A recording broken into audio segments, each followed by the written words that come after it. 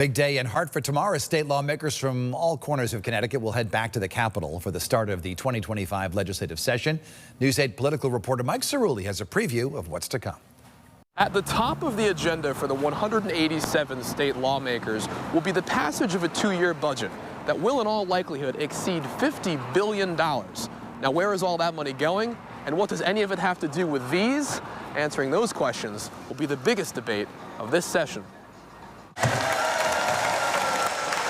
The opening day of the legislative session is always full of applause and pleasantries, but this year, underneath that apparent friendliness, tension is brewing. Tension between the instinct to save and the desire to spend.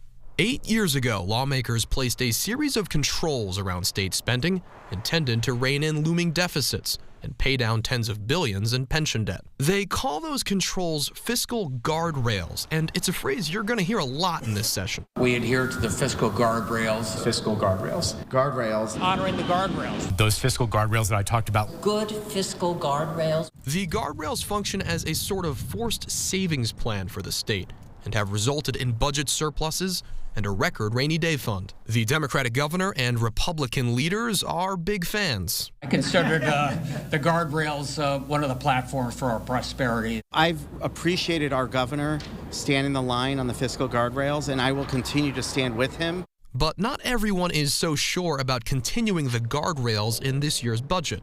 Labor and social advocacy groups criticize them for being too stringent, and some Democrats have expressed a desire to loosen them in order to spend more on education and other services. The obstacles to progress that some politicians call fiscal guardrails. The fiscal guardrails, are there going to be tweaks to that? Any changes to the guardrails will require the buy-in of Governor Ned Lamont and more moderate Democrats in the legislature.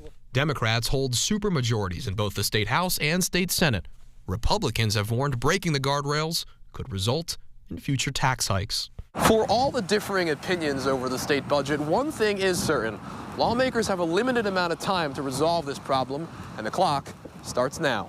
Reporting in New Haven, I'm Mike Cerulli, News 8.